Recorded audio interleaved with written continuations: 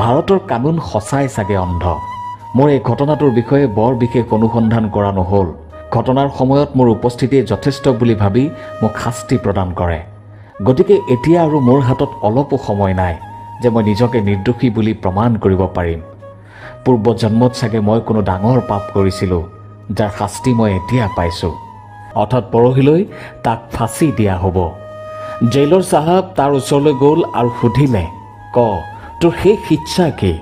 সুবোধ নামৰ ল'ৰাজনে কিছু সময় মৌন হৈ থাকি ক'লে, ছাৰ, মোৰ এটাই ইচ্ছা, আপুনি যদি পূৰণ কৰে মই আনন্দেৰে ফাঁচি কাঠত ওলমিব পাৰিম।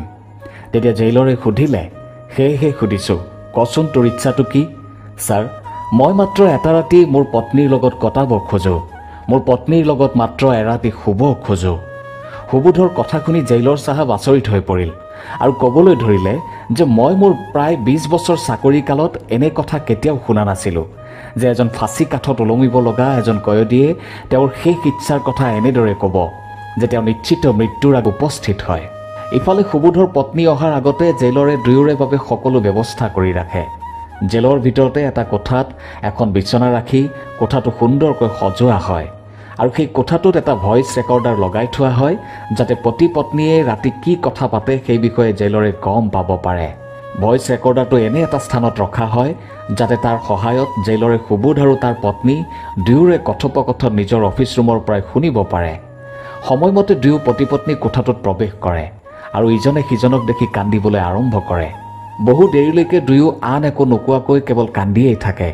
অৰ্থাৎ পৰহিলৈ তাক ফাঁচি দিয়া হ'ব। জেইলৰ চাহাব তাৰ ওচৰলৈ গ'ল আৰু সুধিলে, ক তোৰ শেষ ইচ্ছা কি? সুবোধ নামৰ ল'ৰাজনে কিছু সময় মৌন হৈ থাকি ক'লে, ছাৰ, মোৰ এটাই ইচ্ছা, আপুনি যদি পূৰণ কৰে মই আনন্দেৰে ফাঁচি কাঠত ওলমিব পাৰিম। তেতিয়া জেইলৰে সুধিলে, সেয়েহে সুধিছোঁ, কচোন তোৰ ইচ্ছাটো কি? ছাৰ, মই মাত্ৰ এটা ৰাতি মোৰ পত্নীৰ লগত কটাব খোজোঁ। মোৰ পত্নীৰ লগত মাত্ৰ এৰাতি শুব খোজোঁ। সুবোধৰ কথা শুনি জেইলৰ চাহাব আচৰিত হৈ পৰিল আৰু ক'বলৈ ধৰিলে যে মই মোৰ প্ৰায় 20 বছৰ চাকৰি কালত এনে কথা কেতিয়াও শুনা নাছিলোঁ যে এজন ফাঁচী কাঠত ওলমিব লগা এজন কয়দীয়ে তেওঁৰ শেষ ইচ্ছাৰ কথা এনেদৰে ক'ব যে তেওঁ নিশ্চিত মৃত্যুৰ আগত এবাৰ নিজৰ পত্নীৰ লগত শুব বিচাৰে। কয়দী সুবোধৰ অন্তিম ইচ্ছা যিহেতু সেয়াই, গতিকে জেইলৰে সেয়া পূৰণ কৰিবই লাগিব। সেয়েহে জেইলৰে সুবোধৰ কথাত সন্মতি প্ৰকাশ কৰে আৰু সেইমতে সুবোধৰ পত্নীলৈ খবৰ পঠিওৱা হয়। নমস্কাৰ প্ৰিয় দৰ্শক, এই ঘটনাটো সম্পূৰ্ণকৈ শুনিলে আপোনাৰ গাৰ নোম শিয়ৰি উঠিব আৰু আপুনি আপোনাৰ চকু পানী ৰখাব নোৱাৰিব। উত্তৰ প্ৰদেশৰ আলিগড় জিলাত দুজন অতি নলে গলে লগা বন্ধু আছিল। এজন সুবোধ, আনজন প্ৰমোদ। সুবোধ আৰু প্ৰমোদ একেলগে ডাঙৰ দীঘল হৈছিল। লাহে লাহে দুয়ো আনুষ্ঠানিক শিক্ষা শেষ কৰি চাকৰিৰ বাবে যোগ্যতা অৰ্জন কৰে। দুয়ো চহৰৰে এটা কোম্পানীত চাকৰি কৰিবলৈ লয়। সেই কোম্পানীটোতে কৰ্মৰত এজনী ছোৱালী আছিল যাৰ নাম আছিল বন্দনা। বন্দনাই লাহে লাহে সুবোধৰ প্ৰেমত পৰে। এদিন বন্দনাই সুবোধক তাৰ প্ৰতি থকা ভালপোৱাৰ সকলো কথা ক'লে। তেতিয়া সুবোধে অলপ মনে মনে থাকি পাছত ক'লে, চোৱা বন্দনা, মই কিন্তু তোমাৰ লগত এজন ভাল বন্ধু হিচাপেহে থাকিব বিচাৰোঁ, কাৰণ মোৰ পত্নী আছে আৰু মই মোৰ পত্নীক যথেষ্ট ভাল পাওঁ আৰু প্ৰেম কৰোঁ আৰু তেওঁৰ স্থানত মই আন কাকোৱে ৰাখিব নোৱাৰোঁ। সুবোধৰ কথা শুনি বন্দনাই সকলো বুজি পালে আৰু ক'লে, সুবোধ, তুমি ঠিকেই কৈছা, আজিৰ পৰা আমি দুয়ো ভাল বন্ধু হিচাপেহে থাকিম। এনেদৰে বন্দনা আৰু সুবোধ দুয়ো বন্ধুৰ দৰে থাকিবলৈ লয়। অফিচ ছুটি হোৱাৰ সময়ত দুয়ো ইজনে আনজনৰ বাবে ঘৰলৈ যাবলৈ বুলি ৰৈ থাকে। দুপৰীয়া ইজনে সিজনৰ টিফিন ভগাই খায়। বন্ধুত্বৰ এই এনাজৰীক কোম্পানীটোৰ আন কৰ্মচাৰীবিলাকে গভীৰ প্ৰেম বুলি ভাবি ল'লে। এই কথা সুবোধৰ বন্ধু প্ৰমোদেও গম পালে। এদিন প্ৰমোদে সুবোধক ক'লে, বন্ধু, মোকো বন্দনাৰ লগত এবাৰ চিনাকি কৰাই দিবা দেই, ময়ো এবাৰ তাইৰ লগত কথা পাতিম। প্ৰমোদৰ এনে কথাত সুবোধে ভিতৰি ভিতৰি ভাল পোৱা নাছিল, কাৰণ যিমানেই বন্ধু হ'লেও কিছুমান কথা সদায় গোপনে ৰখা উচিত। সকলো কথাই যে বন্ধুৰ আগত ক'ব লাগিব বা দেখুৱাব লাগিব তেনে নহয়। কেইবাদিনো অনুৰোধ কৰাৰ পিছতো সুবোধে বন্দনাৰ লগত প্ৰমোদক চিনাকি কৰি দিয়া নাছিল, যাৰ বাবে সুবোধৰ ওপৰত প্ৰমোদৰ এক প্ৰকাৰ খং উঠিছিল আৰু সি ভিতৰি ভিতৰি জ্বলিছিল। তেতিয়াৰ পৰাই প্ৰমোদে সুবোধক বেয়া পাবলৈ আৰম্ভ কৰিছিল। লাহে লাহে এই বেয়া পোৱা ঘৃণালৈ পৰিণত হয়। এদিনৰ কথা, এদিন এক সুযোগ লৈ প্ৰমোদে বন্দনাৰ লগত নকৰিবলগীয়া সকলো কাম কৰে। ইমানতে ক্ষান্ত নাথাকি বন্দনাক নিৰ্মমভাৱে হত্যা কৰে। বন্দনাৰ মৃত শৰীৰ সুবোধৰ বিচনাত পেলাই থৈ যায় আৰু নিজেই পুলিচক ফোন কৰি সকলো কথা বিৱৰি কয়। লগে লগে পুলিচ প্ৰশাসন সুবোধৰ ঘৰত উপস্থিত হয়। বন্দনাৰ মৃত শৰীৰটো উদ্ধাৰ কৰে আৰু সুবোধক গ্ৰেপ্তাৰ কৰে। সুবোধে চিন্তা কৰিবলৈ বাধ্য হৈ পৰে যে এইবোৰ কেনেকৈ কি হৈ গ'ল, কোনে এই ঘৃণনীয় কাম কৰিলে। বন্দনাৰ এনে মৃত্যুৰ কথা সি কেতিয়াও ভাবিব পৰা নাছিল। কেইদিনমান পিছত পোষ্টমৰ্টেম ৰিপৰ্টৰ মতে বন্দনাৰ লগত সেই সকলো ঘৃণনীয় কাম কৰা হৈছে আৰু শেষত নিৰ্মমভাৱে হত্যা কৰা হৈছে। সুবোধৰ ওপৰত ন্যায়ালয়ত বিচাৰ আৰম্ভ হয়। ইতিমধ্যে এই ঘটনাই বিভিন্ন মাধ্যমৰ যোগেদি জুইৰ দৰে বিয়পি পৰে আৰু সকলোৱে একেমুখে বন্দনাৰ হত্যাকাৰী সুবোধৰ শাস্তি হিচাপে ফাঁচি দাবী কৰে। ঠায়ে ঠায়ে বিভিন্ন সামাজিক সংগঠনে সুবোধৰ শাস্তিৰ বাবে প্ৰতিবাদ কৰে।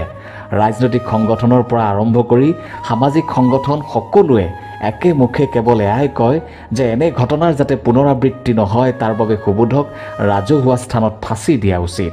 অৱশেষত ঘটনাৰ সময়ত পোৱা প্ৰমাণ আৰু সাক্ষীৰ ভিত্তিত বিচাৰকে সুবোধৰ শাস্তি ঘোষণা কৰে আৰু সেই শাস্তি হ'ল ফাঁচি। পৰহিলৈ আকৌ এজন নিৰ্দোষী ব্যক্তিৰ ফাঁচি হ'ব। সেয়েহে জেইলৰে সুবোধৰ ওচৰলৈ যায় আৰু নিয়ম কানুন আৰু সংবিধানৰ মতে জেইলৰে সুবোধৰ অন্তিম ইচ্ছাৰ কথা সোধে যে তোৰ শেষ ইচ্ছা কি। তেতিয়া সুবোধে অলপ সময় মৌন হৈ থাকে আৰু শেষত ক'বলৈ আৰম্ভ কৰে, জেইলৰ ছাৰ, আপুনি যদি মোৰ অন্তিম ইচ্ছা পূৰণ কৰিব বিচাৰে তেন্তে মোৰ অন্তিম ইচ্ছা হ'ল যে মই মোৰ জীৱনৰ শেষ ৰাতিটো মোৰ পত্নীৰ লগত কটাব খোজোঁ, অৰ্থাৎ মই মোৰ পত্নীৰ লগত শুব খোজোঁ। সুবোধৰ কথা শুনি জেইলৰ চাহাব আচৰিত হৈ পৰিল আৰু ক'বলৈ ধৰিলে যে মই মোৰ প্ৰায় 20 বছৰ চাকৰি কালত এনে কথা কেতিয়াও শুনা নাছিলোঁ যে এজন ফাঁচী কাঠত ওলমিব লগা এজন কয়দীয়ে তেওঁৰ শেষ ইচ্ছাৰ কথা এনেদৰে ক'ব যে তেওঁ নিশ্চিত মৃত্যুৰ আগত এবাৰ নিজৰ পত্নীৰ লগত শুব বিচাৰে। কয়দী সুবোধৰ অন্তিম ইচ্ছা যিহেতু সেয়াই, গতিকে জেইলৰে সেয়া পূৰণ কৰিবই লাগিব। সেয়েহে জেইলৰে সুবোধৰ কথাত সন্মতি প্ৰকাশ কৰে আৰু সেইমতে সুবোধৰ পত্নীলৈ খবৰ পঠিওৱা হয়। জেইলৰ চাহাবৰ খবৰ পোৱাৰ লগে লগে সুবোধৰ পত্নীৰ মনলৈ বিভিন্ন চিন্তাই ভুমুকি মাৰে। সুবোধ নিশ্চয় এই হত্যাকাণ্ডত জড়িত, নহ'লে মহামান্য আদালতে তেওঁক কিয় ফাঁচীৰ দৰে ডাঙৰ শাস্তি দিব। নাই, মই এজন অপৰাধীৰ এই ইচ্ছা পূৰণ কৰিব নোৱাৰোঁ। মোৰ স্বামী হ'লেও তেওঁ এজন অপৰাধী আৰু অপৰাধীৰ কোনো পত্নী থাকিব নোৱাৰে আৰু আজিৰ পৰাই মই তেওঁক ত্যাগ কৰিলোঁ। মই মোৰ স্বামীৰ বিষয়ে কিয় এনেকৈ কৈছোঁ? কিজানি তেওঁ নিৰ্দোষী, তেওঁক আন কোনোবাই অপৰাধী সজাইছে। আজিলৈ এটা টু বুলি শব্দ ক'ব নোৱাৰা মানুহজনে কেনেকৈ এটা হত্যাকাণ্ড কৰিব পাৰে? নাই নাই, এয়া মোৰ বিশ্বাস হোৱা নাই। তথাপি মোৰ ওচৰতো একো উপায় নাই। যিয়েই হওক, মই তেওঁৰ শেষ ইচ্ছা নিশ্চয় পূৰণ কৰিম। এনেদৰে চিন্তা ভাৱনা কৰি শেষত সুবোধৰ পত্নী নিশাই সুবোধৰ অন্তিম ইচ্ছা পূৰণ কৰাৰ বাবে সন্মতি দিয়ে আৰু সুবোধ থকা জেলত উপস্থিত হয়। ইফালে সুবোধৰ পত্নী অহাৰ আগতে জেলৰে দুয়োৰে বাবে সকলো ব্যৱস্থা কৰি ৰাখে। জেলৰ ভিতৰতে এটা কোঠাত এখন বিচনা ৰাখি কোঠাটো সুন্দৰকৈ সজোৱা হয় আৰু সেই কোঠাটোত এটা ভইচ ৰেকৰ্ডাৰ লগাই থোৱা হয় যাতে পতি পত্নীয়ে ৰাতি কি কথা পাতে সেই বিষয়ে জেলৰে গম পাব পাৰে। ভইচ ৰেকৰ্ডাৰটো এনে এটা স্থানত ৰখা হয় যাতে তাৰ সহায়ত জেইলৰে সুবোধ আৰু তাৰ পত্নী দুয়োৰে কথোপকথন নিজৰ অফিচ ৰুমৰ পৰাই শুনিব পাৰে। সময়মতে দুয়ো পতি পত্নী কোঠাটোত প্ৰৱেশ কৰে আৰু ইজনে সিজনক দেখি কান্দিবলৈ আৰম্ভ কৰে। বহু দেৰিলৈকে দুয়ো আন একো নোকোৱাকৈ কেৱল কান্দিয়েই থাকে। কন্দা কটা শেষ হোৱাত সুবোধৰ পত্নী নিশাই সুধিলে, সুবোধ, এয়া তুমি কিয় কৰিলা? মই কি এনে অপৰাধ কৰিলোঁ যে কোনো অন্য মহিলাই তোমাৰ অন্তৰত স্থান পালে? যদি তোমালোকৰ মাজত প্ৰেমৰ ঘনিষ্ঠতা বাঢ়ি গৈছিল তেন্তে তুমি তাইক মাৰি পেলালা কিয়, তাকো ইমান নিষ্ঠুৰভাৱে? নিশাৰ কথা শুনি সুবোধ অবাক হৈ পৰে আৰু কিছু সময় মনে মনে থকাৰ পিছত ক'বলৈ আৰম্ভ কৰে, নিশা, তুমিতো মোক জানা, মোক বুজি পোৱা। তুমিও আজি মোক যি কাৰ্যৰ বাবে দোষাৰোপ কৰিছা, ন্যায়ালয়ে বা আইনেও মোক সেই কাৰণে দোষী সাব্যস্ত কৰিছে। প্ৰকৃততে মই সেই কাম কৰা নাই। মই দোষী নহয় নিশা, মই দোষী নহয়। তেতিয়া সুবোধৰ পত্নী নিশাই সুধিলে, তুমি যদি তেনে কাম কৰাই নাই তেন্তে তুমি কোৱাচোন সেইদিনা আচলতে কি হৈছিল? তেতিয়া সুবোধে সম্পূৰ্ণ ঘটনাটো বিৱৰি ক'বলৈ আৰম্ভ কৰে, নিশা, মই আৰু মোৰ বন্ধু প্ৰমোদ যিটো কোম্পানীত কাম কৰি আছিলোঁ সেই কোম্পানীটোত বন্দনা নামৰ ছোৱালী এজনীয়ে কাম কৰি আছিল। তাই মোৰ বৰ ভাল বন্ধু আছিল। আমাৰ দুয়োৰে বন্ধুত্ব দেখি সকলোৱে আমাৰ মাজত প্ৰেমৰ সম্পৰ্ক থকা বুলি ভাবিছিল। তুমি বিশ্বাস কৰা নিশা, তোমাৰ বাহিৰে মোৰ হৃদয়ত আন কাকোৱে মই ৰখা নাই আৰু এই কথা বন্দনায়ো জানিছিল। এটা ভাল বন্ধুত্বপূৰ্ণ সম্পৰ্কত বাহিৰে আমাৰ মাজত আন একো সম্পৰ্কই নাছিল। এদিন বন্দনাই মোক কৈছিল যে দুপৰীয়া একেলগে এসাঁজ খোৱাৰ বাবে তাই মই থকা ঘৰটোলৈ আহিব বিচাৰে, আৰু ময়ো তাইক এই ক্ষেত্ৰত মানা কৰিব পৰা নাছিলোঁ। আনফালে সেইদিনা মই প্ৰমোদকো তাইৰ লগত চিনাকি হ'বলৈ বুলি মাতি পঠিয়াইছিলোঁ, কাৰণ এদিন সি তাইৰ লগত চিনাকি কৰাই দিবলৈ বৰ কৈ আছিল। কথাৰ মাজতে নিশাই সুধিলে, কিয় বন্দনা দেখোন তোমালোকৰ লগতেই কাম কৰিছিল, তেন্তে প্ৰমোদে তাইক কেনেকৈ চিনি নোপোৱাকৈ থাকিব পাৰে? তেতিয়া সুবোধে ক'লে, বন্দনা আমাৰ লগত একেটা কোম্পানীতে আছিল হয়, কিন্তু আমাৰ তিনিওৰে ডিপাৰ্টমেণ্ট বেলেগ বেলেগ আছিল। প্ৰমোদে তাইক দেখিছিল যদিও তাইক লগ পোৱাৰ সুবিধা পোৱা নাছিল, কিন্তু মই তাইক প্ৰায়েই লগ পাওঁ আৰু আমাৰ মাজত ভাল বন্ধুত্ব গঢ়ি উঠে। প্ৰমোদক আৰু বন্দনাক মোৰ ঘৰতেই থাকিবলৈ কৈ মই বজাৰলৈ ওলাই আহিছিলোঁ। এইখিনি সময়ত প্ৰমোদে বন্দনাৰ লগত কি কৰিছিল বা কি কৰা নাছিল সেই বিষয়ে মই একো নাজানো।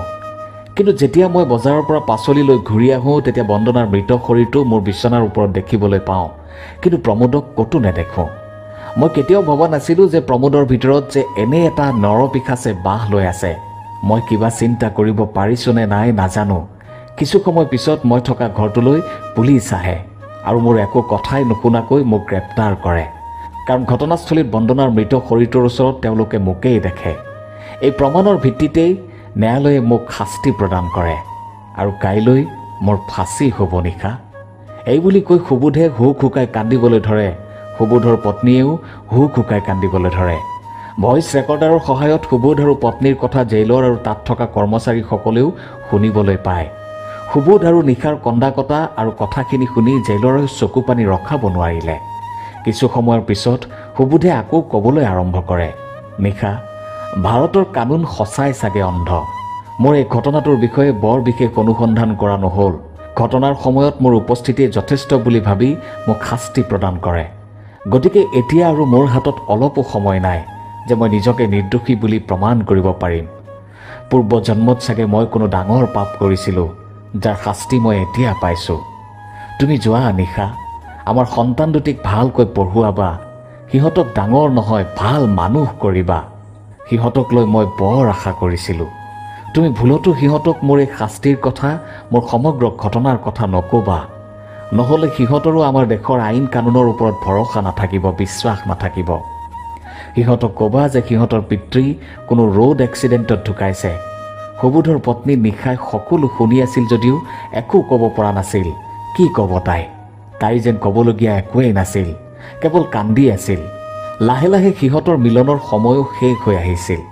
উপায়হীন হৈ নিশা কোঠাটোৰ পৰা অলপ দূৰ গৈ পুনৰ দৌৰি আহি সুবোধক সাৱটি ধৰি কান্দিবলৈ ধৰে। জেইলৰে সিহঁতক আৰু অলপ সময় দিয়ে। নিশাক সাৱটি ধৰি সুবোধে পুনৰ ক'বলৈ ধৰিলে, নিশা, তুমি চিন্তা নকৰিবা, পিছৰ জনমত আমি দুয়ো পুনৰ লগ হ'ম, কাৰণ আমি দুয়ো দেখা সপোনবিলাক পূৰণ কৰিবলৈ এতিয়াও বহু বাকী আছে। তুমি যিমান পাৰা পূৰণ কৰিবা। তুমি এতিয়া যোৱা। তুমি যেতিয়া গম পালা যে মই নিৰ্দোষী, মোৰ বাবে সেয়াই বহুত, কাৰণ মই এটা কলংক লৈ মৰিব নোখোজোঁ। কাইলৈ মই আনন্দ মনে মৰিব পাৰিম। ভগৱানে কিজানি মোৰ বাবে এয়াই লিখি থৈছে। সময়ৰ নিষ্ঠুৰ আহ্বানক নিশাই নেওচিব নোৱাৰিলে। নিশা কোঠাটোৰ পৰা কান্দি কান্দিয়েই ওলাই গ'ল। আনফালে এই কথাটোৱে ইকানে সিকানে বাগৰি বিয়পি পৰে যে আজি আৰু এজন নিৰ্দোষীৰ ফাঁচি হ'ব। সুবোধৰ পত্নী নিশা জেইলৰ পৰা বিদায় লোৱাৰ পিছত জেইলৰে পুনৰ আৰম্ভণিৰ পৰা শেষলৈকে সুবোধ আৰু পত্নীৰ ৰেকৰ্ডিং কৰা কথাখিনি শুনে। কথাখিনি শুনি জেইলৰে মনতে ভাবে যে ময়েই কিবা এটা কৰিব লাগিব। মই মোৰ কাৰ্যকালত এনে ঘটনা ঘটিবলৈ নিদিওঁ। জেইলৰে লগে লগে উচ্চস্তৰীয় বিষয়ালৈ খবৰ পঠিয়ায়। উচ্চস্তৰীয় বিষয়াই বিষয়টো গভীৰভাৱে লয় আৰু এখন উচ্চস্তৰীয় আলোচনাৰ আয়োজন কৰে, য'ত কেইবাজনো বিশিষ্ট ব্যক্তিৰ লগতে কেইবাজনো উচ্চ ন্যায়ালয়ৰ প্ৰাক্তন বিচাৰপতি উপস্থিত থাকে। জেইলৰে সকলোৰে আগত ভইচ ৰেকৰ্ডাৰত আবদ্ধ কৰা সুবোধ আৰু পত্নী নিশাৰ সম্পূৰ্ণ কথোপকথন আগবঢ়াই দিয়ে। বহু সময় ধৰি বিচাৰ বিবেচনা কৰাৰ অন্তত এয়াই সিদ্ধান্ত লোৱা হয় যে সুবোধক ফাঁচি দিয়াৰ আগত তেওঁৰ বন্ধু প্ৰমোদক অতি শীঘ্ৰে গ্ৰেপ্তাৰ কৰিব লাগে আৰু ঘটনাটোৰ ওপৰত পুনৰ অনুসন্ধান চলাব লাগে। আদেশমতে কাম হ'ল। প্ৰমোদক গ্ৰেপ্তাৰ কৰা হ'ল, সুবোধৰ ফাঁচীৰ দিন পিছুৱাই দিয়া হ'ল আৰু কৰিবলগীয়া সকলো ধৰণৰ কাম কৰা হ'ল। অৱশেষত প্ৰমোদৰ বিৰুদ্ধে সকলো প্ৰমাণ পোৱা গ'ল যে প্ৰকৃততে দোষী সুবোধ নহয়, তাৰ বন্ধু প্ৰমোদহে। এই সকলো কথা সুবোধৰ পত্নী নিশাকো জনোৱা হ'ল। ভাৰতৰ আইন ব্যৱস্থাৰ ওপৰত নিশাৰ বিশ্বাস আৰু ভৰসা পুনৰ ঘূৰি আহিল। দোষীক শাস্তি হিচাপে ফাঁচি দিয়া হ'ল আৰু সুবোধক সম্পূৰ্ণৰূপে দোষমুক্ত কৰি জেলৰ পৰা মুক্তি দিয়া হ'ল। এয়াই কোৱা হৈছে যে মানুহে যদি ভাল কৰে তেন্তে তেওঁ ভালেই পাব, আৰু যদি বেয়া কৰে তেন্তে বেয়া নিশ্চয় হ'ব। দুদিন হয়তো দেৰি হ'ব পাৰে। প্ৰিয় দৰ্শক, এই সম্পূৰ্ণ কাহিনীটোক লৈ আপুনি কি ভাবে? আপোনাৰ মতামত নিশ্চয় জনাব। আৰু এয়াও চিন্তা কৰিব যে সঁচাকৈ ভাৰতৰ আইন ব্যৱস্থাই কোনো নিৰ্দোষীক এনেদৰে শাস্তি প্ৰদান কৰেনে? ধন্যবাদ।